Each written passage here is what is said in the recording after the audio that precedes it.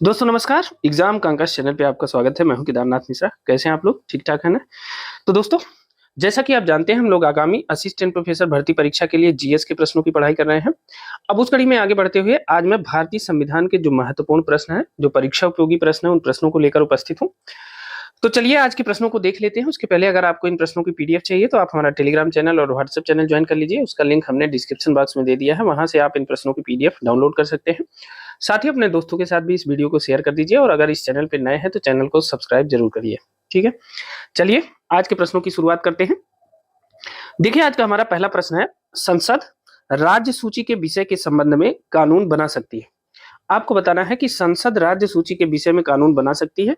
कैसे बना सकती है, कब बना सकती है? तो ऑप्शन ए है राष्ट्रपति की इच्छा से, ऑप्शन बी है किसी भी परिस्थिति में, ऑप्शन सी है संबंधित राज्य के विधानमंडल से पूछकर, और ऑप्शन डी है यदि राज्यसभा ऐसा संकल्प पारित करती है। ठीक है, तो देखिए ये जो प्रश्न है ये इतना रिलेवेंट है कि कोई भी परीक्षा हो, हर परीक्षा में यह प्रश्न पूछा जाता है। ठीक है, तो मैं अभी इसके बारे में इतना डिटेल बता देता हूं कि कभी भी कोई भी परीक्षा आप देने जाएंगे, यहां से अगर कोई प्रश्न आएगा तो कभी गलत नहीं होगा। ठीक है, तो चलिए, संसद राज्य सूची के विषय के संबंध में कानून कब बना सकती है? तो डी ऑप्शन सही है, यदि राज्यसभा ऐसा संकल्प पारित करती है। ठीक है ना, क्या सही है? यदि राज्यसभा ऐसा संकल्प पारित करती है कि संसद को राज्य सूची के विषय पर कानून बनाना चाहिए, तब संसद राज्य सूची के विषय पर कानून बनाती है। ठीक है ना, अब देखिए इसके संबंध में जो महत्वपूर्ण अनुच्छेद है उनकी चर्चा कर लेते हैं। किन किन अनुच्छेदों में ऐसी व्यवस्था दी गई है जिसके तहत संसद राज्य सूची के विषय पर कानून बनाती है? ठीक है, तो उसकी शुरुआत करते हैं। ध्यान से देखिएगा और सभी अनुच्छेदों को मेहनत से पढ़िएगा। ठीक है ना, तो देखिए इस संबंध में जो पहला अनुच्छेद है वह है अनुच्छेद 249। क्या है? अनुच्छेद 249। ठीक है, अनुच्छेद 249 में क्या है? यदि राज्यसभा में उपस्थित और मत देने वाले सदस्यों के 2/3 बहुमत से ऐसा प्रस्ताव पारित हो जाता है कि संसद को राज्य सूची के विषय पर कानून बनाना चाहिए या राष्ट्रीय हित में राज्य सूची के किसी विषय पर संसद द्वारा कानून बनाना आवश्यक है, तो संसद उस पर कानून बना सकती है। तो देखिए अनुच्छेद 249 के तहत क्या है? राष्ट्रीय हित में, इस बात को याद, यही शब्द याद रखिएगा, राष्ट्रीय हित में, राष्ट्रीय हित में राज्य सूची के विषय में, राज्य सूची के विषय में संसद द्वारा कानून बनाने का अधिकार, कानून बनाने का अधिकार। ठीक है, बनाने का अधिकार। अब देखिए इसमें एक चीज ध्यान रखिएगा, अक्सर यह पूछा जाता है कि राष्ट्रीय हित में किस अनुच्छेद में यह दिया गया है कि राष्ट्रीय हित में संसद राज्य सूची के विषय पर कानून बना सकती है? तो वह है अनुच्छेद 249। ठीक है, याद रखिएगा, बहुत बार यह परीक्षाओं में पूछा गया है। अनुच्छेद 249, राष्ट्रीय हित में राज्य सूची के विषय में संसद द्वारा कानून बनाने का अधिकार। ठीक है ना, अब चलते हैं, अगला अनुच्छेद है 250। अब देखिए ये तो राज्य सूची के विषय पे जो संसद द्वारा राष्ट्रीय हित में कानून बनाने का अधिकार था वह था अनुच्छेद 249 में। ठीक है, अब देखिए और ऐसे अनुच्छेदों को देख लेते हैं जिसके तहत जो है संसद राज्य सूची के विषय पर कानून बना सकती है। ठीक है, तो देखते हैं वो कंडीशन कौन कौन सी है और वो अनुच्छेद कौन कौन से हैं जिनमें यह प्रावधान दिया गया है। तो देखिए दूसरा अनुच्छेद जो है वह अनुच्छेद 250। ठीक है, अनुच्छेद 250 के तहत जब आपात की स्थिति हो, जब आपात की स्थिति हो या आपातकाल की स्थिति हो, जब आपातकाल की स्थिति हो तब जो है संसद राज्य सूची के विषय पर कानून बना सकती है। ठीक है ना, अब अगला देखते हैं अनुच्छेद 252। कौन सा अनुच्छेद है? अनुच्छेद 252। इसमें क्या कहा गया है? जब दो या दो से अधिक राज्य, क्या है? जब दो या दो से अधिक राज्य, ठीक है, जब दो या दो से अधिक राज्य संसद से यह रिक्वेस्ट करें, क्या है? संसद से यह रिक्वेस्ट करें, ठीक है ना, या अनुरोध करें। दो या दो से अधिक राज्य, या ऐसे लिख दीजिए दो या दो से अधिक राज्यों के अनुरोध पर भी संसद जो है राज्य सूची के विषय पर कानून बना सकती है। ठीक है ना, अब देखिए एक है अनुच्छेद 253। ठीक है, अनुच्छेद 253 है। अनुच्छेद 253 में क्या कहा गया है? अगर कोई अंतरराष्ट्रीय समझौता है, ठीक है, अंतरराष्ट्रीय समझौता अगर भारत सरकार ने किया है कोई, तो अंतरराष्ट्रीय समझौते के अनुपालन के लिए अगर उसे आवश्यकता है तो वह जो है राज्य सूची के विषय पर कानून बना सकती है। तो अंतरराष्ट्रीय समझौतों के अनुपालन में, यह भी याद रखिएगा, ठीक है ना, अंतरराष्ट्रीय समझौतों के अनुपालन में जो है संसद राज्य सूची के विषय में कानून बना सकती है। ठीक है ना, अब अगला देखते हैं। देखिए एक अनुच्छेद है 256, क्या है? अनुच्छेद है 256 नहीं, सॉरी 356, अनुच्छेद 356 है। इसमें क्या है कि जब किसी राज्य में राष्ट्रपति शासन लागू होता है, राज्य में जब किसी राज्य में राष्ट्रपति शासन लागू होता है, ठीक है ना, जब किसी राज्य में राष्ट्रपति शासन लागू होता है तो ऐसी अवस्था में संसद जो है राज्य सूची के विषय पर कानून बना सकती है, ठीक है ना। तो यह किसमें दिया गया है? अनुच्छेद 356 में, ठीक है। अब एक अनुच्छेद है 357, कौन सा अनुच्छेद है? अनुच्छेद 357। अनुच्छेद 357 में क्या दिया गया है? विधायी शक्तियों के प्रयोग में संसद द्वारा राज्य सूची के विषय पर कानून बनाया जा सकता है। किसमें? विधायी शक्तियों के प्रयोग में, ठीक है ना।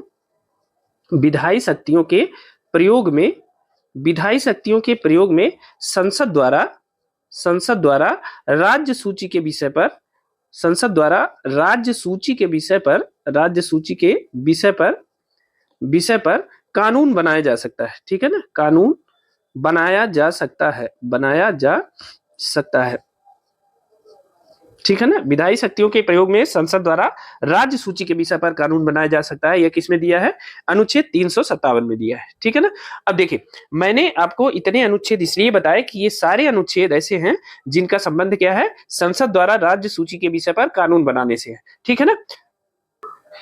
अब कभी अगर आपसे यह प्रश्न पूछा जाए कि संसद द्वारा राज्य सूची के विषय में किन किन अनुच्छेदों के तहत कानून बनाने की शक्ति प्रदान की गई है, तो आपके वह सारे अनुच्छेद तैयार हो गए हैं जिसके तहत संसद द्वारा राज्य सूची के विषय के संबंध में कानून बनाने की शक्ति प्राप्त है, ठीक है ना। अब देखिए कौन कौन से अनुच्छेद हो गए, तो उन अनुच्छेदों को हम इकट्ठा बता देते हैं। संसद द्वारा राज्य सूची के विषय पर कानून बनाने के लिए जो अनुच्छेद हैं, कौन कौन से अनुच्छेद हैं, तो देखिए अनुच्छेद 249, ठीक है, अनुच्छेद 249। देखिए जब 249 के संबंध में कोई प्रश्न पूछता है तो वह यह जरूर कहता है कि राष्ट्रहित में राज्य सूची के विषय पर संसद द्वारा कानून बनाने की शक्ति का वर्णन किस अनुच्छेद में किया गया है, ठीक है। यह प्रश्न जरूर याद रखिएगा, ये ऐसे ही पूछता है एज इट इज, ठीक है। तो इसे याद रखिएगा, संसद द्वारा राष्ट्रहित में राज्य सूची के विषय पर कानून बनाने की शक्ति किस अनुच्छेद में दी गई है, तो वह है अनुच्छेद 249, ठीक है। अब हम उन सभी अनुच्छेदों को आपको इकट्ठा बताते हैं जिसके तहत संसद राज्य सूची के विषय में कानून बना सकती है। तो वह है अनुच्छेद 249 है, अनुच्छेद 250 है, अनुच्छेद 252 है, अनुच्छेद 253 है, अनुच्छेद 356 है और अनुच्छेद और क्या है, और अनुच्छेद 357 है, ठीक है ना। तो कुल कितने अनुच्छेद हो गए? 1 2 3 4 5 6, कुल 6 अनुच्छेद हैं जिसके अंतर्गत संसद जो है जिसमें यह वर्णित किया गया है कि संसद विभिन्न परिस्थितियों में राज्य सूची के विषय पर कानून बना सकती है, ठीक है ना। अब देखिए जो पॉलिटी के क्वेश्चन है ये, तो इसमें कोई परिवर्तन तो होता नहीं है। तो ये चाहे आप असिस्टेंट प्रोफेसर के लिए पढ़िए, चाहे यूपीपीसीएस के लिए पढ़िए, चाहे आरओ के लिए पढ़िए, चाहे आईएएस के लिए पढ़िए, चाहे यूपी ट्रिपल एससी के लिए पढ़िए, सबके लिए कानून वही है, संविधान वही है और अनुच्छेद वही है, ठीक है। तो आप जिस भी परीक्षा में जाएंगे अब इससे आगे इस संबंध में कोई प्रश्न नहीं पूछा जाएगा, ठीक है ना। मेरा उद्देश्य यह है कि मैं जिधर से गुजरूंगा उधर मैदान साफ करते हुए चलूंगा। आपकी इच्छा है कि आप कितना ग्रहण कर पाते हैं, कितनी आपको आवश्यकता है, कितना आप ले सकते हैं, कितना ज्ञान आप ढो सकते हैं, ये आपके ऊपर है, ठीक है, कितना ज्ञान अर्जित कर सकते हैं, ठीक है। तो देखिए जितना मेरे पास है मैं सब देने का प्रयास कर रहा हूं और मैं सोच रहा हूं, क्योंकि मुझे पता है कि एक क्वेश्चन की वैल्यू बहुत होती है, ठीक है। कभी फुर्सत मिली तो बताएंगे, एक प्रश्न बहुत होता है और जब सीटों की संख्या कम हो, परीक्षाएं 5-5 वर्ष के बाद हो, तब एक प्रश्न की वैल्यू बहुत ज्यादा होती है, ठीक है। तो हम एक भी आसान गलती या थोड़ा सा अगर प्रश्न मॉडरेट हो जाए, जरा सा प्रश्न हिला देता है तो लोग चूंकि वही रट के गए होते हैं, तो थोड़ा सा प्रश्न हिलाता है आयोग तो लोग पूरा हिल जाते हैं और चक्कर खा के गिर पड़ते हैं, ठीक है। बाद में टीचर को गाली देते हैं, चैनल को गाली देते हैं, हमें इससे कोई मतलब नहीं है, ठीक। हम अपनी पूरी बात आपको बता रहे हैं, आपकी इच्छा है कि आप इसे कितना ग्रहण कर पाते हैं, ठीक है। तो हम चाहते हैं कि अगर यहां से प्रश्न पूछे, अब देखिए अभी तक आयोग ने 249 पे राष्ट्रीय हित में राज्य सूची के विषय में संसद द्वारा कानून बनाने का जो 249 का अधिकार है, अनुच्छेद 249 में जो वर्णित है, इसके बारे में बहुत सारे प्रश्न पूछे। लेकिन अगर उसने पूछ दिया 250 में है कि नहीं, 252 में है कि नहीं, और एक चीज और, अंतरराष्ट्रीय संबंधों के अनुपालन में यह अनुच्छेद 253 में वर्णित था। आजकल यह इसका ट्रेंड बहुत है, यह प्रश्न बहुत बार पूछा जा चुका है कि अनुच्छेद 253 में क्या है। तो अंतरराष्ट्रीय समझौतों के अनुपालन में जो सेंट्रल गवर्नमेंट है, केंद्र सरकार है, वह राज्य सूची के विषय पर कानून बना सकती है। इसका वर्णन किसमें दिया गया है? अनुच्छेद 253 में। आजकल यह प्रश्न बहुत पूछा गया है, ठीक है। तो मेरा उद्देश्य है कि उस सारे बिंदुओं को टच कर लेना। अगर यहां से जरा सा मान लीजिए आयोग ने प्रश्न हिला ही दिया तो उसमें मेरी क्या गलती है? तो मेरा उद्देश्य यह है कि इस चीज को आप जाने रहिए। आयोग अगर पूरा हिलाएगा तो आप आयोग को पूरा हिला दीजिएगा। ठीक है ना। तो आप निश्चिंत रहिए, कोई दिक्कत नहीं है, आप पूरा पढ़ते जाइए, नोट करते जाइए, जो महत्वपूर्ण बिंदु है उनको देखते जाइए, लिखते जाइए, ठीक है। और मेरी गारंटी है कि जिस टॉपिक को मैं पढ़ा देता हूं आगे आपको उसे कभी नहीं पढ़ना पड़ेगा, और जितने टाइप के प्रश्न उस टॉपिक से बने हैं वो सारे प्रश्न मैं आपको बता देता हूं। इवन देन यह भी बता देता हूं कि जो महत्वपूर्ण प्रश्न इस समय ट्रेंड में है, जो आ रहे हैं और जो पहले आते थे, ये भी मैं आपको बता देता हूं, ठीक है। ये मेरा एक्सपीरियंस है और इस पे मेरी पकड़ है, ठीक है। तो चलिए आज के दूसरे प्रश्न की तरफ चलते हैं। आज का हमारा दूसरा प्रश्न है, निम्नलिखित में से कौन सी जोड़ी सही सुमेलित है। आपको बताना है कि इनमें से कौन सी जोड़ी सही सुमेलित है। ऑप्शन ए है संघीय लोक सेवा आयोग, अनुच्छेद 332 दिया है, तो संघीय लोक सेवा आयोग किसमें वर्णित है, अनुच्छेद 332 में नहीं है, ठीक है ना। तो संघ लोक सेवा आयोग का वर्णन किसमें किया गया है, जल्दी से बताइए। देखिए संघ लोक सेवा आयोग का वर्णन किसमें किया गया है, अनुच्छेद 315 में, ठीक है ना। इस बात को याद रखिएगा, संघ लोक सेवा आयोग किसमें वर्णित है, अनुच्छेद 315 में, ठीक है ना। कि और एक चीज और है, अनुच्छेद 332 में क्या दिया है, अगर 315 में संघ लोक सेवा आयोग है तो अनुच्छेद 332 में क्या दिया गया है, तो अनुच्छेद 332 में दिया है राज्यों की विधानसभाओं में, राज्यों की विधानसभाओं में, राज्यों की विधानसभाओं में सभाओं में अनुसूचित जातियों और जनजातियों के लिए, अनुसूचित जातियों और जनजातियों के लिए, जनजातियों के लिए आरक्षण से संबंधित है, ठीक है, आरक्षण से संबंधित है, ठीक है। तो अनुच्छेद 315 में क्या है, संघ लोक सेवा आयोग के बारे में दिया गया है। अनुच्छेद 332 में क्या दिया गया है, राज्यों की विधानसभाओं में अनुसूचित जातियों और जनजातियों के आरक्षण से संबंधित है, अनुच्छेद 332। अब देखिए एक प्रश्न यहां से बहुत पूछा जाता है संघ लोक सेवा आयोग से, यहां पूछा जाता है अनुच्छेद 318, आजकल बहुत पूछा गया है अनुच्छेद 318, इसका संबंध किससे है, तो यह जो है संघ लोक सेवा आयोग के अनुच्छेद 318 में क्या है, लोक सेवा आयोग के सदस्यों और कर्मचारियों की सेवा शर्तों के बारे में, किसमें है, लोक सेवा आयोग के सदस्यों, लोक सेवा आयोग, चाहे वो संघ लोक सेवा आयोग हो चाहे राज्य लोक सेवा आयोग, ठीक है ना।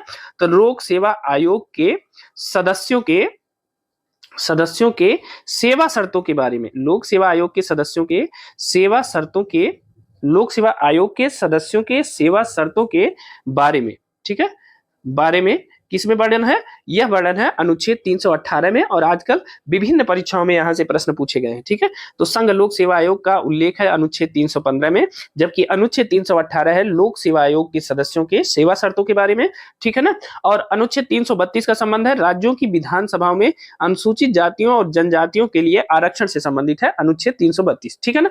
अब देख लेते हैं महाधिवक्ता, महाधिवक्ता अनुच्छेद 51 में दिया है, बिल्कुल नहीं है। तो महाधिवक्ता किस अनुच्छेद में दिया है, राज्य का जो महाधिवक्ता होता है, महाधिवक्ता की नियुक्ति कहां होती है, राज्य में होती है, या राज्य का कानूनी सलाहकार होता है, ठीक है। तो महाधिवक्ता राज्य में होता है, और राज्य में जो महाधिवक्ता होता है उसकी जो नियुक्ति के लिए अनुच्छेद है, तो कहां, कौन सा अनुच्छेद है, अनुच्छेद 165, ठीक है, अनुच्छेद 165, ठीक है। यह राज्य एडवोकेट जनरल की नियुक्ति के लिए या राज्य के महाधिवक्ता की नियुक्ति के लिए जो अनुच्छेद है वो कौन सा है, वह है अनुच्छेद 165, ठीक है ना। तो याद रखिएगा यह राज्य सरकार का कानूनी सलाहकार होता है महाधिवक्ता, और राज्य में इनकी जो नियुक्ति के लिए अनुच्छेद है वो कौन सा है, अनुच्छेद 165 है, जबकि अनुच्छेद 351 का संबंध इससे नहीं है, ठीक है ना। तो यह याद रखिएगा अनुच्छेद 351 में अच्छा क्या है यह भी जान लेते हैं।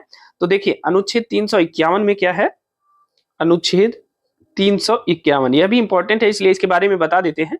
अनुच्छेद 351 में है, इसमें जो है हिंदी भाषा के विकास के लिए निर्देश है, हिंदी भाषा के विकास के लिए, हिंदी भाषा के विकास के लिए निर्देश दिए गए हैं, किसमें निर्देश दिए गए हैं, किसमें दिए गए हैं, अनुच्छेद 351 में, ठीक है। हिंदी भाषा के विकास के लिए निर्देश दिए गए हैं, ठीक है। जबकि राज्य में महाधिवक्ता की नियुक्ति का अनुच्छेद कौन सा है, अनुच्छेद 165 है, तो यह भी सुमेलित नहीं है, ठीक है। अब आ जाते हैं भारत का निर्वाचन आयोग, अनुच्छेद 324, तो बिल्कुल सही है, भारत के निर्वाचन आयोग का वर्णन अनुच्छेद 324 में किया गया है, ठीक है। तो ये बहुत इंपॉर्टेंट है। और भारत का सर्वोच्च न्यायालय किस अनुच्छेद में है, देखिए अनुच्छेद 318 के बारे में हमने यहाँ बता दिया है, यह लोक सेवा आयोग के सदस्यों की सेवा शर्तों के बारे में व्याख्या करता है, ठीक है ना, बताता है। अब भारत का सर्वोच्च न्यायालय किस अनुच्छेद में है, तो भारत का सर्वोच्च न्यायालय के गठन का जो प्रावधान है वो कौन सा अनुच्छेद है, वह अनुच्छेद है 124, ठीक है। तो यह 318 न होकर के भारत के सर्वोच्च न्यायालय का जो अनुच्छेद है वो 124 है। ठीक है, तो इसे याद रखिएगा, यह प्रश्न बहुत बार पूछा गया है, आसान सा प्रश्न है, बस केवल आपको अनुच्छेदों के बारे में ध्यान रखना है। ठीक है, तो सी ऑप्शन सही है कि भारत का निर्वाचन आयोग अनुच्छेद 324 में दिया गया है। ठीक है ना।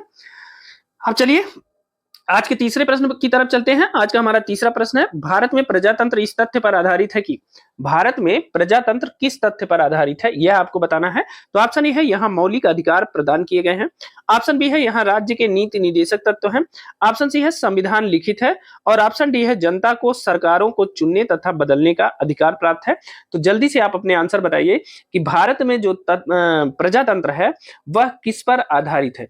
तो देखिए भारत में जो प्रजातंत्र है, प्रजातंत्र लोकतंत्र का मतलब क्या होता है, लोगों का शासन, लोगों के तंत्र का जो शासन है वह है लोकतंत्र। ठीक है ना, तो लोगों का शासन है, जैसे हम संविधान की जब प्रस्तावना में लिया है कि हम भारत के लोग, ठीक है, तो सब लोग भारत के लोग ही हैं। तो जनता को सरकारों को चुनने तथा बदलने का अधिकार प्राप्त है, यही है भारत का प्रजातंत्र।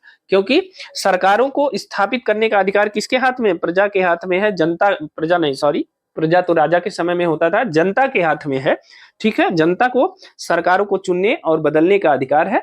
ठीक है ना, इसलिए, और जनता क्या है, अपने चुनाव के मतलब अपने मतदान के अधिकार द्वारा अपने प्रतिनिधियों को चुनती है, और यह प्रतिनिधि ही सत्ता ग्रहण करते हैं, शासन चलाते हैं, और जनता के कल्याण के कार्य करते हैं। ठीक है, तो जनता को सरकारों को चुनने और बदलने का जो अधिकार है, यही भारत में प्रजातंत्र का आधार है। ठीक है ना, तो कौन सा ऑप्शन सही है, डी ऑप्शन सही है, इसे याद रखिएगा। ठीक है ना, अब देखते हैं आज का अपना चौथा प्रश्न, भारत में नागरिकता की निम्नलिखित विशेषताओं में से कौन सा सही है। आपको बताना है इनमें से भारत में नागरिकता की कौन सी विशेषता मौजूद है, कौन सी सही है। ठीक है ना, ऑप्शन ए है राज्य की एकल नागरिकता, ऑप्शन बी है राज्य तथा राष्ट्र की दोहरी नागरिकता, ऑप्शन सी है भारत और अन्य देश की दोहरी नागरिकता, और ऑप्शन डी है संपूर्ण भारत की एकल नागरिकता। तो आपको बताना है कि भारत में नागरिकता की निम्नलिखित विशेषताओं में से कौन सा सही है। तो जल्दी से अपने आंसर हमें कमेंट बॉक्स में कमेंट करिए। तो देखिए जो भारत में नागरिकता की विशेषता है वो कौन सी भारत के मामले में कौन सी सही है। तो देखिए डी ऑप्शन सही है, संपूर्ण भारत की एकल नागरिकता। ठीक है, डी ऑप्शन सही है, भारत में जो नागरिकता है वह संपूर्ण भारत की एकल नागरिकता है। ठीक है, राज्य की एकल नागरिकता नहीं है, यहाँ राज्य तथा राष्ट्र की दोहरी नागरिकता नहीं है, भारत और अन्य देश की दोहरी नागरिकता भी यहाँ लागू नहीं है, संपूर्ण भारत की एकल नागरिकता है। जैसे ही आप दूसरे देश की नागरिकता को ग्रहण करेंगे तो भारत की नागरिकता स्वतः समाप्त हो जाएगी, और यहाँ राज्य की कोई एकल नागरिकता भी लागू नहीं है। ठीक है ना, तो भारत में नागरिकता की जो विशेषता है वो कौन सी है, संपूर्ण भारत की एकल नागरिकता है। ठीक है ना, अब देखिए नागरिकता का वर्णन किसमें किया गया है, यह भी जान लीजिए। नागरिकता जो है भारतीय संविधान के, नागरिकता कहां समाहित है, तो भारतीय संविधान के, नागरिकता भारतीय संविधान के भाग 2 में, नागरिकता भारतीय संविधान के भाग 2 में अनुच्छेद 5 से 11 तक वर्णित है। ठीक है, नागरिकता कहां वर्णित है, भारतीय संविधान के भाग 2 में अनुच्छेद 5 से 11 तक वर्णित है नागरिकता। ठीक है, नागरिकता भारतीय संविधान के भाग 2 में अनुच्छेद 5 से 11 तक वर्णित है, और यह प्रश्न पूछा जाता है कि नागरिकता का वर्णन किस अनुच्छेद से किस अनुच्छेद तक किया गया है, या नागरिकता का वर्णन किस भाग में किया गया है। यह दोनों प्रश्न बहुत इंपॉर्टेंट है, कई बार पूछा गया है, जब आप कोई पीवाईक्यू देखेंगे तो वहां इन प्रश्नों को जरूर पाएंगे। जो नागरिकता का वर्णन है वह संविधान के भाग 2 में है और अनुच्छेद 5 से 11 तक दिया गया है। ठीक है, मोस्ट इंपॉर्टेंट है, इसे याद रखिएगा, आसान न करिएगा, समझिएगा, क्योंकि जब आप परीक्षा देने बैठते हैं तो ये 5 से 11 नहीं बल्कि 6 से 11 याद आने लगता है। ठीक है, लिखूंगा नहीं तो वो आपकी स्मृति पर अंकित हो जाएगा, तो लिख दूंगा तो वो कंफ्यूजन क्रिएट करेगा। तो नागरिकता जो है वो 5 से 11 तक वर्णित है और भाग 2 में है। ठीक है, तो याद रखिएगा, इंपॉर्टेंट है। अगला देख लेते हैं। आज का हमारा जो 5वां प्रश्न है वह है, निम्नांकित में से किन्हें सर्वोच्च न्यायालय ने मौलिक अधिकार के रूप में मान्यता दी है। अच्छा, इसका आंसर क्या है, डी है, सही है ना। निम्नांकित में से किन्हें सर्वोच्च न्यायालय ने मौलिक अधिकार के रूप में मान्यता दी है, ये में है। ठीक है, निम्नांकित में से किन्हें सर्वोच्च न्यायालय ने मौलिक अधिकार के रूप में मान्यता दी है, आपको यह बताना है। तो ऑप्शन ए है आवास का अधिकार, ऑप्शन बी है विदेश यात्रा का अधिकार, ऑप्शन सी है समान कार्य के लिए समान वेतन का अधिकार। ठीक है, तो आपको बताना है कि इनमें से किन्हें सर्वोच्च न्यायालय ने मौलिक अधिकार के रूप में मान्यता दी है। ठीक है, तो आपको कूट से सही उत्तर बताना है। तो ऑप्शन ए है 1 तथा 3, ऑप्शन बी है 2 तथा 3, ऑप्शन सी है 1 तथा 2 और ऑप्शन डी है 1, 2 तथा 3। ठीक है, तो मौलिक अधिकार के रूप में मान्यता किसमें दी गई है सर्वोच्च न्यायालय द्वारा? ठीक है ना, किसे किसे मौलिक अधिकार के रूप में मान्यता दी गई है? तो जल्दी से अपने आंसर हमें कमेंट बॉक्स में कमेंट करके बताइए। अब देखिए, सर्वोच्च न्यायालय ने अपने विभिन्न निर्णयों में आवास के अधिकार को और विदेश यात्रा के अधिकार को मौलिक अधिकार के रूप में मान्यता दी है। ठीक है ना, यह सर्वोच्च न्यायालय द्वारा जब उसके समक्ष विभिन्न प्रकार के वाद आए तो सर्वोच्च न्यायालय ने जो निर्णय दिया उसमें आवास के अधिकार और विदेश यात्रा के अधिकार को इसने मौलिक अधिकार के रूप में मान्यता दी है। जबकि समान कार्य के लिए समान वेतन का जो अधिकार है, समान कार्य के लिए समान वेतन का अधिकार, ठीक है ना, यह क्या है? यह नीति निदेशक तत्व है। क्या है यह नीति निदेशक तत्व में आता है। ठीक है, समान कार्य के लिए समान वेतन का जो अधिकार है यह क्या है? यह जो है नीति निदेशक सिद्धांत है। ठीक है ना, समान कार्य के लिए समान वेतन, इसमें स्त्री और पुरुष दोनों को समान कार्य के लिए समान वेतन दिया जाता है। और यही जो लाइन है समान कार्य के लिए समान वेतन, इसका वर्णन किस अनुच्छेद में है? तो अनुच्छेद 39 घ। ठीक है ना, घ का मतलब या इसे कह सकते हैं 39 डी। ठीक है, तो 39 डी में समान कार्य के लिए समान वेतन का वर्णन है, या इसे 39 घ कहें या 39 डी कहें। ठीक है, कुछ भी कहें, दोनों सही है। तो समान कार्य के लिए समान वेतन का वर्णन किसमें है? इसका वर्णन नीति निदेशक सिद्धांतों में दिया गया है और अनुच्छेद 39 घ में इसका उल्लेख किया गया है। इसे याद रखिएगा, क्योंकि कभी कभी यह प्रश्न स्वतंत्र रूप से पूछ लेता है कि अनुच्छेद समान कार्य के लिए समान वेतन का अधिकार जो है वह किस अनुच्छेद में वर्णित है। तो याद रखिएगा, अनुच्छेद 39 घ या 39 डी में समान कार्य के लिए समान वेतन का वर्णन किया गया है। ठीक है ना, अब बाकी आवास का अधिकार और विदेश यात्रा का अधिकार मूल अधिकार है। तो देखिए 1 और 2 यानी सी ऑप्शन सही है, 1 और 2 सही है। ठीक है ना, चलिए आज के छठे प्रश्न की तरफ चलते हैं। आज का हमारा छठवां प्रश्न है, बंधुआ मजदूर उन्मूलन अधिनियम संसद ने पारित किया था। आपको बताना है कि बंधुआ मजदूर उन्मूलन अधिनियम संसद द्वारा कब पारित किया गया था। तो ऑप्शन ए है 1971 में, ऑप्शन बी है 1976 में, ऑप्शन सी है 1979 में और ऑप्शन डी है 1981 में। तो बंधुआ मजदूर उन्मूलन अधिनियम संसद द्वारा कब पारित किया गया था? तो जल्दी से आप अपने कमेंट बॉक्स में, मेरे कमेंट बॉक्स में आप अपने आंसर कमेंट करके बताइए जल्दी से। अब देखिए, इस प्रश्न को थोड़ी सी सावधानी से पढ़िएगा, क्योंकि आयोग इस समय विभिन्न आयोग नवाचार कर रहे हैं, इसलिए हम आपको उसी हिसाब से तैयार भी कर रहे हैं जिस हिसाब से आयोग प्रश्न पूछता है। अब देखिए, बंधुआ मजदूर उन्मूलन अधिनियम के बारे में प्रश्न है। किसके बारे में है? बंधुआ मजदूर उन्मूलन अधिनियम के बारे में प्रश्न है। तो जो बंधुआ मजदूर उन्मूलन अधिनियम आया था वह आया था 1976 में, यानी कौन सा ऑप्शन सही है? बी ऑप्शन सही है। बंधुआ मजदूर उन्मूलन अधिनियम संसद ने कब पारित किया था? यह पारित किया था 1976 में। लेकिन यह प्रश्न बहुत पूछा जाता है, इसलिए इसमें एक और चीज है जिसको मैं आपको बता देना चाहता हूं, उसके बाद इस प्रश्न में कुछ नहीं बचेगा पढ़ने के लिए। दूसरा है, एक बार बंधुआ मजदूरी प्रथा को समाप्त करने के लिए सबसे पहले क्या आया था? बंधुआ मजदूरी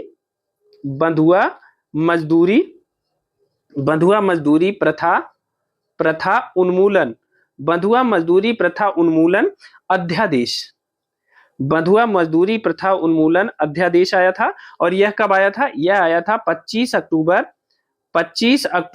1975 को आया था। ठीक है ना, 25 अक्टूबर 1975 को बंधुआ मजदूरी प्रथा उन्मूलन अध्यादेश जारी हुआ था। तो अगर आपसे यह प्रश्न पूछा जाए कि बंधुआ मजदूरी उन्मूलन अध्यादेश कब जारी किया गया था, तो यह जारी किया गया था 25 अक्टूबर 1975 को।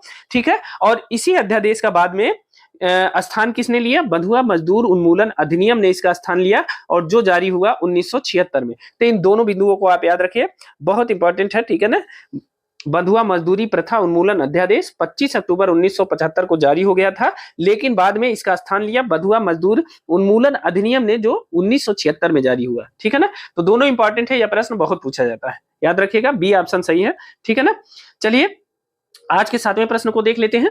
आज का हमारा 7वां प्रश्न है, निम्नलिखित में से कौन एक मौलिक अधिकार नहीं है? आपको बताना है कि इनमें कौन एक मौलिक अधिकार नहीं है। तो ऑप्शन ए है कानून के समक्ष बराबरी, ऑप्शन बी है उत्पीड़न के खिलाफ अधिकार, ऑप्शन सी है समान कार्य के लिए समान वेतन और ऑप्शन डी है धर्म पालन की स्वतंत्रता का अधिकार। तो आपको बताना है कि कौन सा मौलिक अधिकार नहीं है। देखिए, अब इस संबंध में ये प्रश्न रिपीट हो गया है, क्योंकि इससे संबंधित एक प्रश्न मैं बता चुका हूं ऊपर, लेकिन फिर भी जल्दी से आप अपने आंसर बताइए कि निम्नलिखित में से कौन मौलिक अधिकार नहीं है। पहला है कानून के समक्ष बराबरी, ऑप्शन बी है उत्पीड़न के खिलाफ अधिकार, ऑप्शन सी है समान कार्य के लिए समान वेतन और ऑप्शन डी है धर्म पालन की स्वतंत्रता का अधिकार। तो जल्दी से अपने आंसर हमें बताएं। तो देखिए, कौन मौलिक अधिकार नहीं है? कानून के समक्ष समता या कानून के समक्ष बराबरी एक मौलिक अधिकार है, आप जानते हैं। उत्पीड़न के खिलाफ भी अधिकार मौलिक अधिकार है। और धर्म पालन की स्वतंत्रता का अधिकार आप जानते ही हैं, यह भी एक मौलिक अधिकार है। जबकि अभी हमने ऊपर के प्रश्न में भी बताया था कि समान कार्य के लिए समान वेतन का जो अधिकार है वह नीति निर्देशक सिद्धांतों के तहत आता है। और इसका वर्णन किसमें किया गया है? अनुच्छेद 39D में, ठीक है ना। अनुच्छेद 39D में समान कार्य के लिए समान वेतन का अधिकार का वर्णन किया गया है और यह नीति निर्देशक सिद्धांत है। तो इसे याद रखिएगा, यह मौलिक अधिकार नहीं है, ठीक है। आज के 8वें प्रश्न की तरफ चलते हैं। आज का हमारा 8वां प्रश्न है, निम्नलिखित में से कौन सा राज्य के नीति निर्देशक तत्वों में शामिल है? आपको बताना है कि इनमें से कौन राज्य के नीति निर्देशक तत्वों में शामिल है, ठीक है। तो पहला पॉइंट है मानव के दुर्व्यापार और बलात्श्रम का प्रतिषेध। दूसरा पॉइंट है मादक पेयों और स्वास्थ्य के लिए हानिकर औषधियों के औषधीय प्रयोजनों से भिन्न उपभोग का प्रतिषेध। तो उपर्युक्त कथनों में से कौन सा सही है? केवल एक, केवल दो, दोनों, न तो एक न ही दो। तो आपको प्रश्नानुसार यह बताना है कि निम्नलिखित में से कौन सा राज्य के नीति निर्देशक तत्वों में शामिल है, ठीक है। तो जल्दी से अपने आंसर हमें कमेंट बॉक्स में कमेंट करके बताइए। देखिए, मानव के दुर्व्यापार और बलात्श्रम का प्रतिषेध जो पहला पॉइंट है, यह बताइए इसको आपने कहां पढ़ा है? मानव के दुर्व्यापार और बलात्श्रम का जो प्रतिषेध है वो किसमें है? यह जो है अनुच्छेद 23 है, ठीक है। आपको याद आया, अनुच्छेद 23 में क्या दिया है? मानव के दुर्व्यापार और बलात्श्रम का प्रतिषेध। और अनुच्छेद 23 क्या है? अनुच्छेद 23 क्या है? यह है मौलिक अधिकार। क्या है? मौलिक अधिकार है या मूल अधिकार है, ठीक है ना। तो याद रखिएगा, मानव के दुर्व्यापार और बलात्श्रम का जो प्रतिषेध है यह किसमें दिया है? अनुच्छेद 23 में। और अनुच्छेद 23 एक मूल अधिकार है, ठीक है। तो यह जो है नीति निर्देशक तत्वों में शामिल नहीं है, तो एक तो गलत हो गया। दूसरा देखते हैं, दूसरा है मादक पेयों और स्वास्थ्य के लिए हानिकर औषधियों के औषधीय प्रयोजनों से भिन्न, ठीक है, उपभोग का प्रतिषेध किया गया है, ठीक है, मादक पेयों को। अब देखिए इसमें ये किस अनुच्छेद में इसका वर्णन किया गया है? इसका वर्णन है अनुच्छेद 47 में। किसमें है? अनुच्छेद 47 में। और अनुच्छेद 47 में अगर इसका वर्णन है तो अनुच्छेद 47 किसमें आता है? यह आता है नीति निर्देशक तत्वों में। किसमें आता है? अनुच्छेद 47 नीति निर्देशक तत्वों में आता है। नीति निर्देशक तत्वों में अनुच्छेद 47 का वर्णन है, ठीक है ना। अब देखिए, मादक पेयों और स्वास्थ्य के लिए हानिकर औषधियों के औषधीय प्रयोजनों से भिन्न उपभोग का प्रतिषेध किसमें दिया गया है? अनुच्छेद 47 में दिया गया है। और अनुच्छेद 47 क्या है? यह नीति निर्देशक तत्वों के अंतर्गत समाहित है। तो यही सही है, यानी केवल दूसरा ऑप्शन सही है, यानी बी सही है। पहला गलत है और दूसरा सही है, ठीक है। तो बी ऑप्शन सही है, ठीक है, आंसर बी। आइए अगला देखते हैं। आज का हमारा नवा प्रश्न है, संविधान के निम्नलिखित अनुच्छेदों में से किस एक के अंतर्गत संघ की कार्यपालिका शक्तियां राष्ट्रपति में निहित है? ठीक है, आपको बताना है कि संविधान के किस अनुच्छेद में यह बताया गया है कि संघ की कार्यपालिका शक्ति राष्ट्रपति में निहित है। तो ऑप्शन है, ऑप्शन अनुच्छेद 51, ऑप्शन बी है अनुच्छेद 52, ऑप्शन सी है अनुच्छेद 53 और ऑप्शन डी है अनुच्छेद 54। तो जल्दी से आप हमें कमेंट करके बताइए कि संविधान का के अंतर्गत किस अनुच्छेद में यह वर्णन किया गया है कि संघ की कार्यपालिका शक्तियां राष्ट्रपति में निहित है। तो जल्दी से अपने आंसर कमेंट करके हमें बताएं। अब देखिए, संघ की कार्यपालिका शक्तियां राष्ट्रपति में निहित है, यह किसमें वर्णित है? तो यह वर्णित है अनुच्छेद 53 यानी 53 में, ठीक है।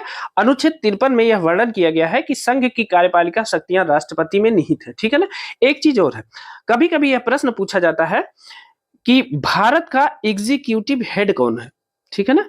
भारत का एग्जीक्यूटिव हेड, ठीक है, एग्जीक्यूटिव हेड के नाम से पूछा जाता है तो आदमी चकरा जाता है, पूरा हेड घूम जाता है।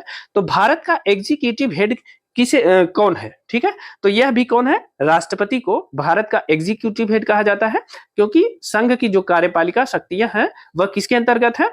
वह है राष्ट्रपति के अंतर्गत समाहित है, निहित है। अनुच्छेद 53 में इसका वर्णन किया गया है कि जो संघ की कार्यपालिका शक्तियां होती हैं वह राष्ट्रपति में निहित है। और इसीलिए जो है भारत को क्या कहा जाता है? भारत के राष्ट्रपति को भारत का एग्जीक्यूटिव हेड भी कहा जाता है, ठीक है। तो कभी कभी प्रश्न इस रूप में पूछ लेता है कि भारत का कार्यपालिका अध्यक्ष या भारत का एग्जीक्यूटिव हेड कौन सा है? तो भारत का कार्यपालिका अध्यक्ष कौन सा है? वह है, देखिए, कार्यपालिका की शक्तियां कहें या भारत का कार्यपालिका अध्यक्ष की बात करें, ठीक है, भारत का कार्यपालिका अध्यक्ष, भारत का कार्यपालिका अध्यक्ष अध्यक्ष या इसे क्या कहते हैं, एग्जीक्यूटिव हेड। ठीक है, तो भारत का कार्यपालिका अध्यक्ष या एग्जीक्यूटिव हेड कौन होता है, तो भारत का राष्ट्रपति होता है। ठीक है, तो इसका वर्णन किसमें है, अनुच्छेद 53 में यह कहा गया है कि जो संघ की कार्यपालिका शक्तियां हैं वह राष्ट्रपति में निहित है। तो इसे याद रखिएगा, यह इस रूप में भी प्रश्न पूछा जा सकता है, एग्जीक्यूटिव हेड के रूप में। ठीक है, अब देखिए इसमें 3 अनुच्छेद और दिए हैं। एक अनुच्छेद दिया है अनुच्छेद 51, ये बहुत इंपॉर्टेंट है। अनुच्छेद 51 बहुत इंपॉर्टेंट है और मैंने इसे बहुत लोगों को गलत करते देखा है। अनुच्छेद 51 में क्या कहा गया है, अनुच्छेद 51 में क्या कहा गया है, इसे याद रख लीजिए, बहुत इंपॉर्टेंट है, अक्सर परीक्षाओं में पूछा जाता है। अनुच्छेद 51 में कहा गया है अंतरराष्ट्रीय शांति और सुरक्षा की अभिवृद्धि। ठीक है, बस इतना याद रखिए, अंतरराष्ट्रीय शांति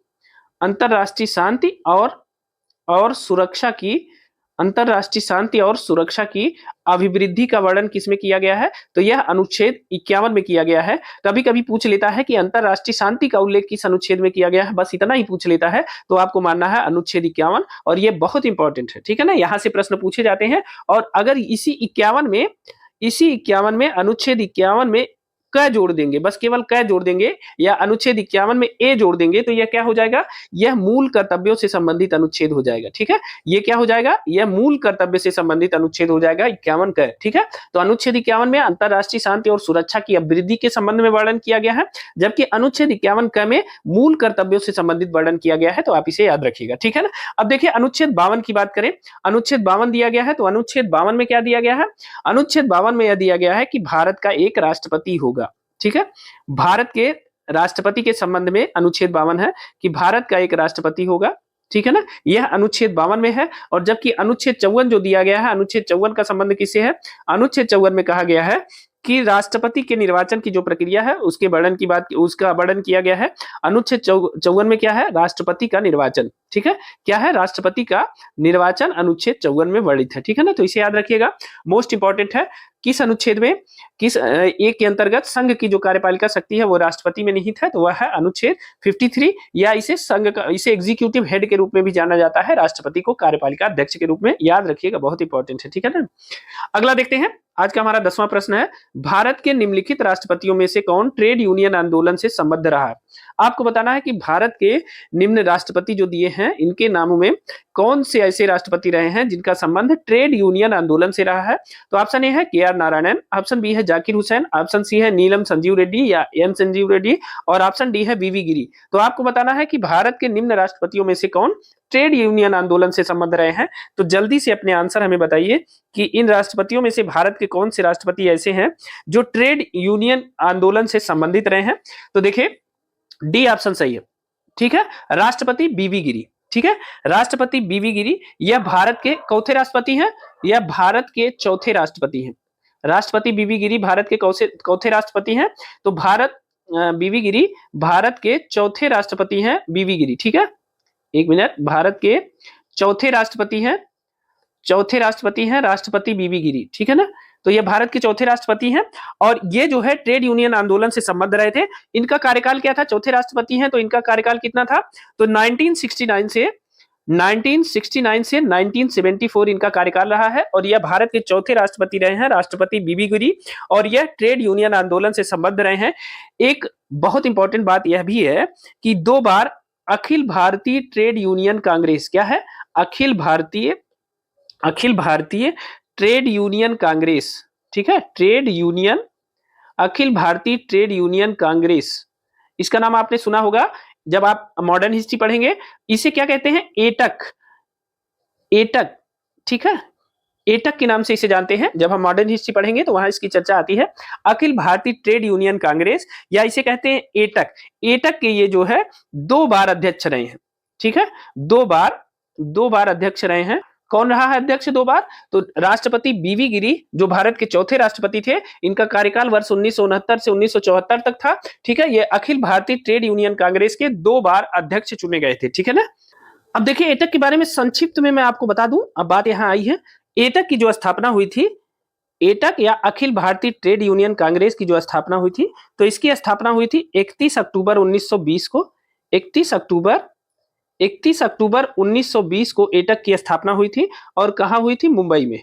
ठीक है, 31 अक्टूबर 1920 को मुंबई में एटक की स्थापना हुई थी। अब इसके संस्थापक कौन थे, संस्थापक के बारे में भी जान लेते हैं, यही से प्रश्न पूछा जाता है इसलिए मैंने इसकी चर्चा कर दी। इसके संस्थापक थे लाला लाजपत राय।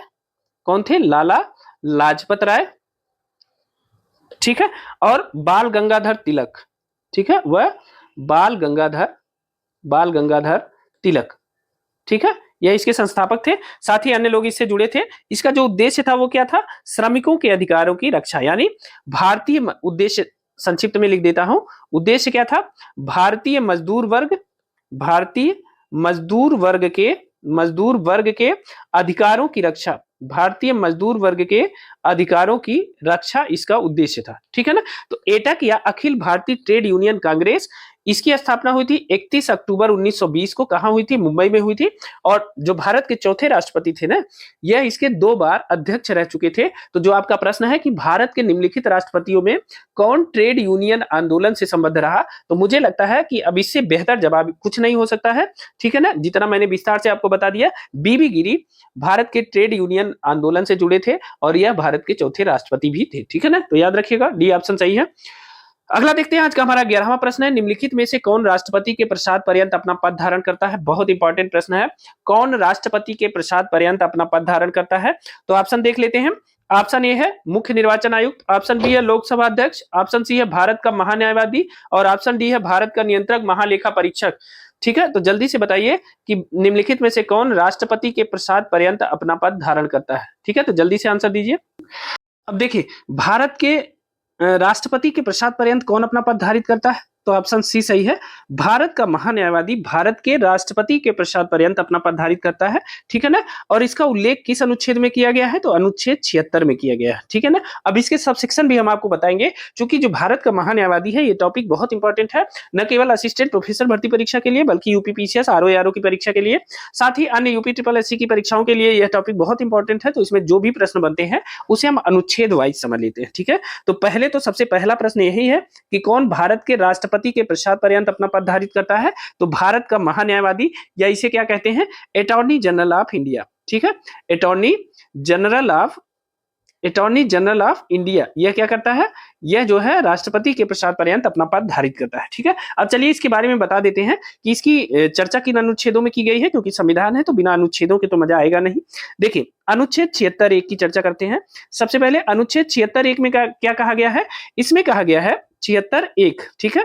इसमें कहा गया है कि राष्ट्रपति, ध्यान दीजिएगा इसमें, यही इंपॉर्टेंट है।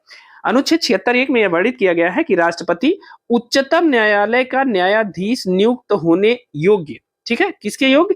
उच्चतम न्यायालय का, यही इंपॉर्टेंट लाइन है, उच्चतम न्यायालय का न्यायाधीश, ये योग्यता है उसकी, ठीक है। न्यायाधीश नियुक्त होने योग्य, नियुक्त होने के लिए अर्हित, ठीक है, किसी व्यक्ति को, भारत का राष्ट्रपति उच्चतम न्यायालय का न्यायाधीश नियुक्त होने के लिए अर्हित किसी व्यक्ति को क्या कर सकता है? भारत का महान्यायवादी नियुक्त करेगा। क्या नियुक्त करेगा? भारत का महान्यायवादी नियुक्त करेगा। कौन करेगा? यह राष्ट्रपति करेगा, ठीक है। राष्ट्रपति उच्चतम न्यायालय का न्यायाधीश नियुक्त होने के लिए अर्हित किसी व्यक्ति को भारत का महान्यायवादी नियुक्त करेगा। यह है पहला 76(1), ठीक है ना। अब देख लेते हैं अनुच्छेद 76(2) में क्या कहा गया है। अनुच्छेद 76(2) में क्या वर्णित है यह देखते हैं। तो अनुच्छेद 76(2) में है कि जो इसका कार्य है महान्यायवादी का, वो क्या कार्य है? महान्यायवादी का कार्य है भारत सरकार को विधि संबंधी विषयों पर सलाह देना। विधि संबंधी विषयों पर सलाह देना, यह कब कौन करेगा? अनुच्छेद 76(2) के तहत महान्यायवादी भारत सरकार को विधि संबंधी विषयों पर सलाह देगा, ठीक है ना, सलाह देगा, यह इसका कार्य है, ठीक है ना। अब आ जाते हैं 76(3). अनुच्छेद 76(3) में क्या वर्णित है? अनुच्छेद 76(3) में वर्णित है कि महान्यायवादी अपने कर्तव्यों के अनुपालन में भारत के किसी भी न्यायालय में सुनवाई का अधिकार, भारत के सभी न्यायालयों में सुनवाई का अधिकार किसको है? महान्यायवादी को, ठीक है। भारत के सभी न्यायालयों में सुनवाई का अधिकार किसको दिया गया है? महान्यायवादी को दिया गया है। और इसका उल्लेख किस अनुच्छेद में है? अनुच्छेद 76(3) में। यानी महान्यायवादी अपने कर्तव्यों के अनुपालन में भारत के किसी भी न्यायालय में सुनवाई कर सकता है। ठीक है, तो इंपॉर्टेंट है कि भारत के सभी न्यायालयों में सुनवाई का अधिकार किस अनुच्छेद के तहत दिया गया है? अनुच्छेद 76(3) के तहत। ठीक है, और एक और महत्वपूर्ण अनुच्छेद है 76(4). अनुच्छेद 76(4) में क्या कहा गया है? अनुच्छेद 76(4) से मतलब है, इसमें कहा गया है कि महान्यायवादी राष्ट्रपति के प्रसाद पर्यंत पद धारण करेगा। क्या करेगा? महान्यायवादी राष्ट्रपति के प्रसाद पर्यंत पद धारण करेगा। प्रसाद पर्यंत पद धारण करेगा। महान्यायवादी राष्ट्रपति के प्रसाद पर्यंत पद धारण करेगा। और जब प्रसाद पर्यंत पद धारण करेगा तो उसके जो वेतन का निर्धारण है वो कौन करेगा? तो उसके वेतन का निर्धारण कौन करता है? यह प्रश्न कई बार पूछा जाता है। तो महान्यायवादी के वेतन का निर्धारण कौन करता है? जो उससे प्रसाद देता है, मतलब प्रसाद के रूप में नौकरी देता है, वही वेतन का निर्धारण करता है। तो उसके वेतन का निर्धारण कौन करता है? महान्यायवादी के वेतन का निर्धारण करता है राष्ट्रपति। ठीक है, कई बार यह प्रश्न पूछा जाता है और लोग इसको गलत कर देते हैं। ठीक है, अब आइए ओवरऑल महान्यायवादी के बारे में जान लेते हैं। ये बहुत इंपॉर्टेंट टॉपिक है, चाहे यूपी पीसीएस की परीक्षा हो, चाहे आरओ की हो, चाहे असिस्टेंट प्रोफेसर की हो, चाहे यूपी ट्रिपल एससी की हो, सभी परीक्षाओं में यहाँ से प्रश्न पूछे जाते हैं। अब आइए देखते हैं एक सरसरी निगाह में, अगर आपसे यह प्रश्न पूछा जाए कि कौन राष्ट्रपति के प्रसाद पर्यंत अपना पद धारण करता है, तो वह है भारत का महान्यायवादी। और सामान्य से अनुच्छेद देता है, अनुच्छेद 76 में इसका वर्णन है। इसे अटॉर्नी जनरल ऑफ इंडिया के नाम से भी जानते हैं। ठीक है ना। अब आ जाते हैं इसकी विशेषज्ञता पे। अनुच्छेद 76(1) में क्या कहा गया है कि राष्ट्रपति उच्चतम न्यायालय का न्यायाधीश नियुक्त होने के लिए अर्हित किसी व्यक्ति को भारत का महान्यायवादी नियुक्त करेगा। तो अगर आपसे यह प्रश्न पूछा जाए कि भारत का महान्यायवादी की जो नियुक्ति होती है उसकी योग्यता क्या होती है, तो उसकी योग्यता होती है उच्चतम न्यायालय का न्यायाधीश नियुक्त होने की योग्यता उसकी योग्यता होती है। ठीक है ना, उच्चतम न्यायालय के न्यायाधीश होने की न्यायाधीश नियुक्त होने की योग्यता ही भारत के महान्यायवादी की नियुक्ति की योग्यता होती है। पहला इंपॉर्टेंट पॉइंट। दूसरा, अनुच्छेद 76(2) में कहा गया है कि भारत को विधि संबंधी विषयों पर सलाह देगा। तो यह प्रश्न पूछा जाता है कि भारत सरकार को विधि संबंधी विषयों पर कौन सलाह देता है, तो यह देता है भारत का महान्यायवादी। और अगर यह प्रश्न पूछा जाए कि भारत का महान्यायवादी भारत सरकार को विधि संबंधी विषयों पर सलाह देगा, यह किस अनुच्छेद में वर्णित है, तो यह अनुच्छेद 76(2) में वर्णित है। इसे याद रखना चाहिए। ठीक है ना। अब आप तीसरा आता है 76(3). ठीक है, अनुच्छेद 76(3) आता है कि भारत सरकार का कौन ऐसा पदधारी है जिसे भारत के सभी न्यायालयों में सुनवाई का अधिकार है। तो देखिए अनुच्छेद 76(3) के अंतर्गत कौन किसको है? भारत के महान्यायवादी को भारत के सभी न्यायालयों में सुनवाई का अधिकार है। ठीक है ना। यह प्रश्न ऐसे भी पूछा जा सकता है कि भारत के महान्यायवादी को किस अनुच्छेद के तहत पूरे भारत के सभी न्यायालयों में सुनवाई का अधिकार दिया गया है, तो यह है अनुच्छेद 76(3) और इसके तहत जो है भारत का महान्यायवादी किसी भी न्यायालय में सुनवाई कर सकता है। ठीक है ना। अब आ जाते हैं अनुच्छेद 76(4), मोस्ट इंपॉर्टेंट है। इसी में अनुच्छेद 76(4) में ही कहा गया है कि महान्यायवादी राष्ट्रपति के प्रसाद पर्यंत पद धारण करेगा। ठीक है ना, इसमें कहा गया है अनुच्छेद 76(4) में। और अगर यह प्रश्न इस तरह से पूछा जाए कि महान्यायवादी राष्ट्रपति के प्रसाद पर्यंत पद धारित करता है, इसका वर्णन किस अनुच्छेद में है, तो इसका वर्णन है अनुच्छेद 76(4) में। ठीक है ना।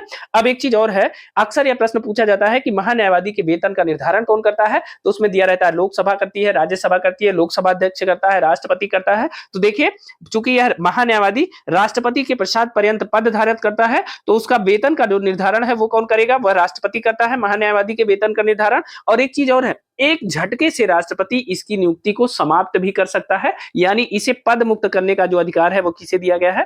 पद मुक्त का अधिकार किसे दिया गया है? तो यह पद मुक्त का जो अधिकार है यह भी राष्ट्रपति को दिया गया है, क्योंकि राष्ट्रपति को ही उसके प्रसाद पर्यंत नियुक्ति का अधिकार है, इसीलिए इसे पद मुक्त का जो अधिकार है, चूंकि यह प्रसाद पर्यंत पद धारण करता है, तो यह भी राष्ट्रपति को दिया गया है महान्यायवादी की पद मुक्ति का अधिकार। ठीक है ना, तो यह भी याद रखिएगा, मोस्ट इंपॉर्टेंट है। ठीक है ना, तो इसमें सारी चीजें हमने बता दिया है और ये बहुत इंपॉर्टेंट है, इससे बाहर कभी यहाँ पूछा नहीं जाता है, तो इसे याद रखिएगा। ठीक है ना, तो 11वें का सी ऑप्शन सही है। अगला देख लेते हैं, आज का हमारा 12वां प्रश्न है, निम्नलिखित में से किसे संसद को संबोधित करने का अधिकार प्राप्त है? तो ऑप्शन ए है भारत के महान्यायवादी को, ऑप्शन बी है भारत के मुख्य चुनाव आयुक्त को, ऑप्शन सी है भारत के मुख्य न्यायाधीश को और ऑप्शन डी है राष्ट्रीय सुरक्षा सलाहकार को। तो जल्दी से अपने आंसर हमें कमेंट करके बताइए कि निम्नलिखित में से किसे संसद को संबोधित करने का अधिकार है। जल्दी से आप कमेंट करिए। अब देखिए, संसद को संबोधित करने का जो अधिकार है वो किसको दिया गया है? वह दिया गया है भारत के महान्यायवादी को। ठीक है ना, भारत के महान्यायवादी को संसद को संबोधित करने का अधिकार दिया गया है और इसका वर्णन किस अनुच्छेद में है? तो अनुच्छेद 88 में। ठीक है ना, अनुच्छेद 88 में यह कहा गया है कि जो भारत का महान्यायवादी है वह संसद के किसी भी सदन में या सदनों की संयुक्त बैठक में या संसद की किसी समिति में जिसमें उसका नाम सदस्य के रूप में भेजा जाए, यह भी ध्यान रखिएगा। ठीक है ना, क्या किया जाए कि किसी भी सदन में, सदनों की संयुक्त बैठक में और संसद की किसी समिति में जिसमें उसका नाम सदस्य के रूप में भेजा जाए उसमें वह भाग ले सकता है और बोल सकता है, ठीक है ना। तो संसद को संबोधित करने का जो अधिकार है वो भारत के महान्यायवादी को है, और इसका वर्णन किसमें किया गया है? अनुच्छेद 88 में किया गया है। एक चीज और बहुत महत्वपूर्ण है कि वह संसद के सदनों को संबोधित तो कर सकता है, संसद को संबोधित कर सकता है, लेकिन उसे मतदान का अधिकार नहीं है, ठीक है ना। मतदान का अधिकार नहीं है, इस बात को याद रखिएगा, ठीक है ना। मतदान का अधिकार नहीं है, इस बात को याद रखिएगा। भारत का जो महान्यायवादी है वह संसद को संबोधित कर सकता है, लेकिन उसे जो है मतदान का अधिकार नहीं है, इस बात को याद रखिएगा। यह बहुत इंपॉर्टेंट है, कई बार प्रश्नों पर पूछा गया है कि संसद को संबोधित करने का अधिकार और मतदान का अधिकार दोनों दे देता है, तो जो भारत का महान्यायवादी है उसे संसद को संबोधित करने का अधिकार है लेकिन मतदान का अधिकार नहीं है, ठीक है। तो ये ऑप्शन सही है, इसे याद रखिएगा, ठीक है ना। चलिए, ये ऑप्शन सही है। चलिए आज के 13वें प्रश्न की तरफ चलते हैं। आज का हमारा 13वां प्रश्न है कि संविधान का कौन सा अनुच्छेद भारत के नियंत्रक और महालेखा परीक्षक के कर्तव्य को निर्धारित करता है। आपको बताना है कि संविधान का कौन सा ऐसा अनुच्छेद है जो भारत के नियंत्रक महालेखा परीक्षक के कर्तव्य को निर्धारित करता है। तो ऑप्शन ए है अनुच्छेद 146, ऑप्शन बी है अनुच्छेद 147, ऑप्शन सी है अनुच्छेद 148 और ऑप्शन डी है अनुच्छेद 149। तो जल्दी से आप अपने आंसर हमें बताइए कि भारत का कौन सा अनुच्छेद, निम्नलिखित में से कौन सा अनुच्छेद ऐसा है जिसमें भारत के नियंत्रक और महालेखा परीक्षक के कर्तव्य का निर्धारण किया गया है। तो देखिए संविधान का अनुच्छेद 149, ठीक है ना। अनुच्छेद 149 एक ऐसा अनुच्छेद है जिसमें भारत के नियंत्रक महालेखा परीक्षक की कर्तव्य एवं शक्तियां, किसकी? नियंत्रक महालेखा परीक्षक की कर्तव्य एवं शक्तियों का वर्णन है, ठीक है। कर्तव्य एवं शक्तियों का वर्णन है, ठीक है। नियंत्रक महालेखा परीक्षक की कर्तव्य एवं शक्तियों का वर्णन है, ठीक है। अनुच्छेद 149 में क्या दिया है? नियंत्रक महालेखा परीक्षक की कर्तव्य एवं शक्तियों का वर्णन किसमें दिया गया है? अनुच्छेद 149 में दिया गया है, ठीक है ना। तो संविधान का कौन सा अनुच्छेद भारत के नियंत्रक महालेखा परीक्षक के कर्तव्य को निर्धारित करता है? तो अनुच्छेद 149, यानी डी ऑप्शन सही है, इसे याद रखिएगा, ठीक है ना। अब आ जाइए 14वें प्रश्न की तरफ चलते हैं। निम्न में से कौन अपने पद की शपथ नहीं लेता है? आपको बताना है कि इनमें से कौन है जो अपने पद की शपथ नहीं लेता है, ठीक है ना। कौन है जो अपने पद की शपथ नहीं लेता? ऑप्शन ए है राष्ट्रपति, ऑप्शन बी है उपराष्ट्रपति, ऑप्शन सी है मंत्रिपरिषद के सदस्य और ऑप्शन डी है स्पीकर। तो जल्दी से अपने आंसर बताइए कि इनमें से कौन है जो अपने पद की शपथ नहीं लेता। तो आप सबको पता होगा, बहुत आसान सा प्रश्न है, स्पीकर या इसे क्या कहते हैं? लोकसभा अध्यक्ष। स्पीकर या किसे क्या कहते हैं? लोकसभा अध्यक्ष। लोकसभा अध्यक्ष क्या होता है? यह अपने पद की शपथ नहीं लेता है, क्योंकि लोकसभा अध्यक्ष जो है सांसद के रूप में पहले ही शपथ ले चुका होता है, ठीक है। सांसद के रूप में यह शपथ लेता है, सांसद के रूप में शपथ लेता है। कभी कभी यह प्रश्न पूछा जा सकता है, कौन जो है अध्यक्ष के रूप में शपथ नहीं लेता? तो लोकसभा अध्यक्ष ही अध्यक्ष के रूप में शपथ नहीं लेता है, बल्कि वह क्या करता है? वह एक सांसद के रूप में शपथ लेता है, ठीक है ना।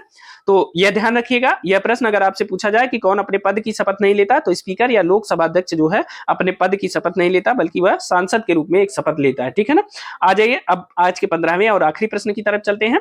यदि सरकार राज्यसभा में पराजित हो जाए तो क्या होता है? आपको जो है यह बताना है कि यदि सरकार जो है राज्यसभा में उसका बहुमत न हो, यानी राज्यसभा में कोई प्रस्ताव उसका गिर जाए, पराजित हो जाए, तो क्या होता है? तो ऑप्शन ए है प्रधानमंत्री अपना त्यागपत्र दे देता है, ऑप्शन बी है संसद भंग हो जाती है, ऑप्शन सी है राष्ट्रपति शासन लागू हो जाता है और ऑप्शन डी है उपयुक्त में से कुछ नहीं होता है। तो यदि सरकार राज्यसभा में पराजित हो जाती है तो क्या होता है? तो देखिए, अगर सरकार राज्यसभा में पराजित हो जाती है तो उपयुक्त में से कुछ नहीं होता है, इस बात को याद रखिएगा, ठीक है ना। यदि सरकार राज्यसभा में पराजित हो जाती है तो उपयुक्त में से कुछ भी नहीं होता, न तो प्रधानमंत्री अपना त्यागपत्र देता है, न तो संसद भंग होती है और न तो राष्ट्रपति शासन लागू होता है। ऐसा क्यों होता है? क्योंकि अनुच्छेद है 75(3), ठीक है। अनुच्छेद है 75(3) और अनुच्छेद 75(3) में यह कहा गया है कि सरकार लोकसभा के प्रति सामूहिक रूप से उत्तरदायी होती है, ठीक है ना। सरकार लोकसभा के प्रति सामूहिक रूप से उत्तरदायी होती है, ठीक है ना। इस बात को याद रखिएगा, सरकार लोकसभा के प्रति सामूहिक रूप से उत्तरदायी होती है, इस बात को याद रखिएगा ना। सरकार लोकसभा के प्रति सामूहिक रूप से उत्तरदायी होती है। यह किसमें कहा गया है? अनुच्छेद 75(3) में यह वर्णित है कि सरकार लोकसभा के प्रति सामूहिक रूप से उत्तरदायी होती है। और एक चीज और ध्यान रखिए, लोकसभा को ही जनता का सदन भी कहते हैं, ठीक है। लोकसभा को ही जनता का सदन भी कहते हैं, क्योंकि इसके प्रतिनिधि सब जनता द्वारा सीधे चुन के आते हैं। तो सरकार लोकसभा के प्रति सामूहिक रूप से उत्तरदायी होती है, इसीलिए अगर लोकसभा में कोई प्रस्ताव गिरता है तो सरकार गिर जाती है, और जबकि राज्यसभा में अगर कोई सरकार पराजित हो जाती है तो कोई फर्क नहीं पड़ता। ठीक है, तो दोस्तों ये थे आज के हमारे 15 प्रश्न। ये प्रश्न आपको कैसे लगे हमें कमेंट करके जरूर बताइएगा। और हाँ, अगर आपको इन तथ्यों की पीडीएफ चाहिए तो आप हमारा टेलीग्राम चैनल और व्हाट्सएप चैनल ज्वाइन कर लीजिए, उसका लिंक हमने डिस्क्रिप्शन बॉक्स में दे दिया है। इस वीडियो को अपने दोस्तों के साथ भी शेयर करिए। वीडियो अच्छी लगी हो तो लाइक जरूर करिएगा, कमेंट जरूर करिएगा। साथ ही दोस्तों अगर आप इस चैनल पे नए हैं तो चैनल को सब्सक्राइब करना बिल्कुल न भूलिएगा। मिलते हैं अगली वीडियो में कुछ और उपयोगी तथ्यों के साथ और परीक्षा उपयोगी महत्वपूर्ण प्रश्नों के साथ। तब तक के लिए स्वस्थ रहिए, मस्त रहिए, मेहनत से पढ़ते रहिए। बहुत बहुत धन्यवाद।